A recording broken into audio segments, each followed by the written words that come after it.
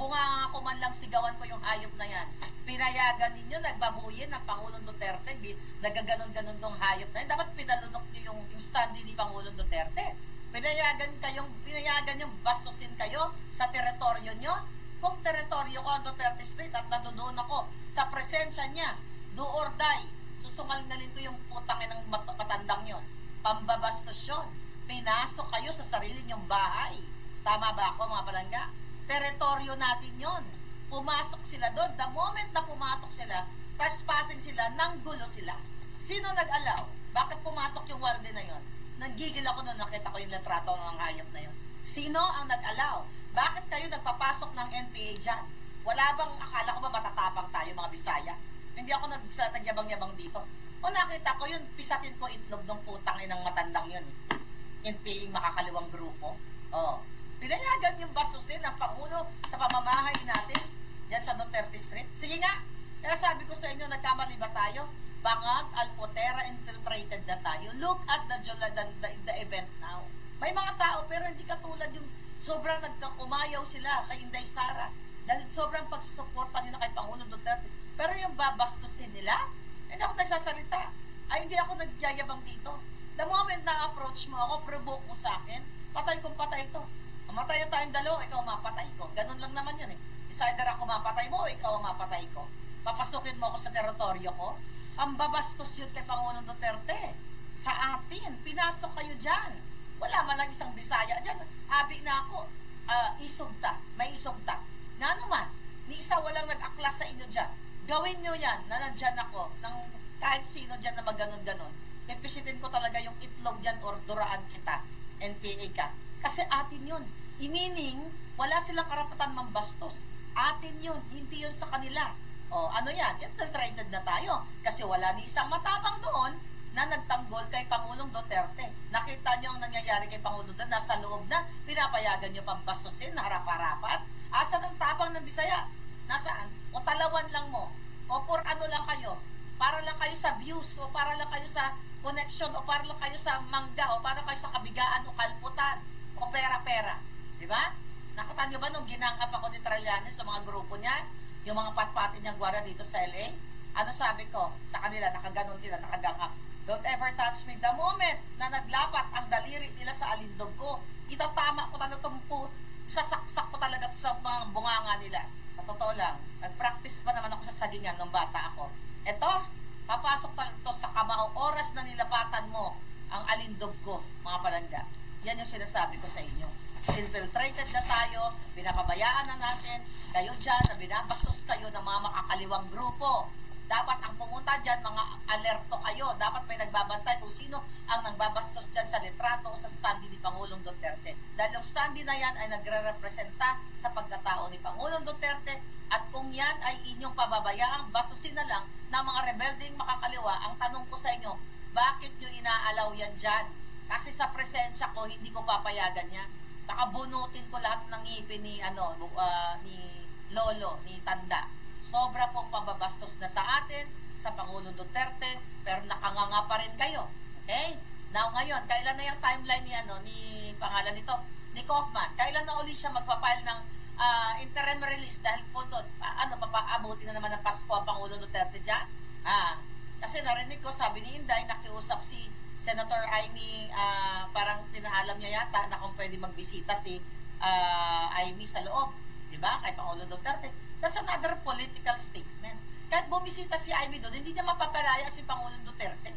Kahit sino pa ang bumisita na politiko, kahit kailanman hindi nila mapapalaya ang Pangulong Duterte, optics na naman yan, wow, galing-galing ni Amy, pumasok sa loob ng detention ni Pangulong Duterte, oh my God, Lord, ito na siya, sagot na ng langit, Panginoong Yesus, di ba, ganon kayo ka, yung mga, alpotera, nagpapaniwala kayo, akala niyo pag pumasok na mapapalaya niyo, panawagan na ng mga alpotera, Marlika, magtutok ka na lang, di ba, ayaw niyong boljakin ko yung mga scammer ng mga alpotera, ang gusto niyo magtutok na lang ako para mapalaya ko si Pangulong Duterte, di ba, mga julol talaga, hindi nag-iisip ng tama, di ba, kasi si Pangulong Duterte ay nasa loob na ng ICC, wala nang kapangyarihan ang sino man sa Pilipinas, sinong Senado, kaysong mangga, sinong iho di puta, wala na. ICC na po ang may control kay Pangulong Duterte. Kahit si Bangag, kahit pagbago pang isip ni Bangag, ay, ganyan-ganyan, pauwi na natin, chuchu-chuchu. Wala na po silang sakop, di ba? Kaya nga sila independent, kaya nga sila tinatawag na International Criminal Court dahil meron silang tinatawag na Rome Statute, ay meron silang sarili, hindi sila pwedeng saklawan, di ba? Hindi sila pwedeng sakupin. So, paunawa ko lang sa inyo na yung ibang mga nauuto, wala pong sino mang politiko ang pwedeng makapagpalaya kay Pangulong Duterte. Hindi po yan pwedeng diktahan ng ICC, pero kung tumatanggap sila ng bribe, yan ang makapagpalaya kay Pangulong Duterte. Let's say, for example, sasabihin ni Amy, Kaufman, baka naman, kilala mo naman yung mga yan, yung mga judges na yan, baka pwedeng opera natin tigo 1 billion yan, o palayain ni Pangulong Duterte. Doon lang natin mapapalaya si Pangulong Duterte. Then again, okay ba sa inyo yun? Magbabribe tayo, ganyan-ganyan. But example ko lang yan. Halimbawa ko lang yan na yan lang ang pwedeng mabilis na magpapalaya kay Pangulong Duterte sa illegal na pamamaraan. Dahil nga siya ay nasa loob na ng ICC, ay tigil na ang mga pakyut na mga politiko, di ba, mga political eclabush, okay lang yung support. Wala problema yan. Lahat tayo sumusupport. Maganda nga yun na maraming politikong pumupunta dyan, di ba? Yung iba dyan, sincere naman. Yung iba naman, optics lang. Di ba? Optics lang yan. Oo. Kailan makakalaya ang Pangulong Duterte? Di ba? Ipinagkanulo nga siya ni Bangag Hindi pa sabihin ni Bangag na, ay, pasensya na kayo. Kasi sumisingot ako ng pulburo noon kami ni Lisa. Nagbangag na bangag kami, kaya inutusan namin si Torre na i-push yan, pakipagsabatan ni Alpotera. Diba? Ay, ipadukot na yan. Si Duterte, ganyan-ganyan. Do you think? Kahit sabihin ni Bangag na siya ay lasing noon o bangag siya noon, nagkamali lang, ibalik nyo na yan. Napakagaling yan ng Pangulo namin, ganyan-ganyan. Nagkamali lang kami, ganyan-ganyan. O hindi na po may babalik ang Pangulong Duterte. Hindi maibabalik kahit magbaliktad pa, kahit ano pang gawin ng ni Amy, ni Marcos Jr., ni ganyan-ganyan. Wala na pong yan, hindi na nila mababawi ang Pangulong Duterte. Ang pinakapag-asa na nga lang natin, yung interim release na yan, mga palangga, at kung ma-dismiss yung kaso, di ba, sa September 2023 this year. Di ba? Si Amy, dahil I think yan ang portrayal na dyan, bidabidahan siya dyan. Pa-cute-cute lang siya dyan Di ba? Ang emote is talagang akala mo, siya nga ang bringer of hope and change. From suggestions from Korea as what I have experienced, dapat the rally should be done consistently every Friday, sabi ni Marie. Exactly.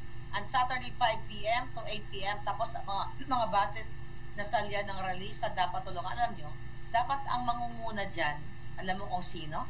Yung mga politikong sinuportahan ni Pangulong Duterte, sila yung may mga pera. Sino ba ang nagkakadakumahog dyan sa dahig? Yung mga ordinaryong Pilipino na nagmamahal kay PRRD, sila yung gumagastos, pagkain, pamasahin, sa bus. Sino dapat ang naglilider-lideran dyan? Yung mga politiko, total, may pera sila. They can travel back and forth sa Europa. Sila ang may pera. Sila ang mag-lead. Kung ako lang ay may kakayahan na mayroon akong pera sa balon na hindi na uubos, dyan na ako sa Hague. Mag-a-apply na rin ako ng business dyan, di ba, para makapag-stay ako habang nandyan ng Pangulo. Tapos araw-araw magagather ako ng tao. Hindi ako titigil hanggat hindi sila nagkaroon ng global pressure dyan. If I have the capacity. But I don't have it. I have to work. Kailangan ko mabuhay. Yung mga politikong kumamkam dyan ng milyon-bilyon, kahit nasa Pilipinas sila, na yumaman, maybe because of Pangulong Duterte, sila dapat ang nangunguna sa rally. Hindi, pupunta lang dyan, picture, ganyan-ganyan, pakabataan. Tapos si Spoksari, araw-araw, andyan, binuwi siya na yung buhay niya dyan. May sarili din buhay yan, may sariling struggle, may sariling laban, katulad ko. Right? Sa dalang hanggang comment na lang tayo, sabi ni Maria Anolitap. Exactly! Hanggang comment, hanggang bunganga lang ako dito. Ano ba gusto nyo? Kaya sumabog yung bunganga ko para magising kayo. Mga punyeta. Asan yung mga kumita kay Pangulong Duterte? Tama ka dyan, ABD. Yung mga nag-solicit ng milyon-milyon. Dapat dalhin nyo sa hig yung solicit nyo. Doon kayo tumira. Total, milyon yan di ba? O dyan kayo tumira. Mag-Airbnb kayo, mag-hotel kayo kasi kayo yung real social timer Hindi po pwede mga politiko magpa-picture lang dyan. Diba? Pupunta lang kayo sa hig, picture, tapos uwi na. Diba? Magbabad kayo dyan. Ay, anuhin natin ang Malacanang. Magano tayo sa Senado. Anong kapatahan yan? Walang mangyayari. Ginagago kayo ni Aimee. Alam mo kung anong dapat mong gawin, Aimee? Yung pakikipag-BFF mo kay Inday. I hope, Inday, huwag ka nang mabudol muli, Day. Alam mo, kung talagang naniniwala si Aimee na si Lisa Tanas, which is hindi siya naniniwala, alam niya na addict na siyang kapatid niya. BFF niya si Inday, di ba? Siya ang magsimula ng rally sa Pilipinas. Umalis ka na, ading, kasi addict ka. Ang asawa mo, addict. Ayan, namatay na nga si Tantoco, wala kayong sinabi.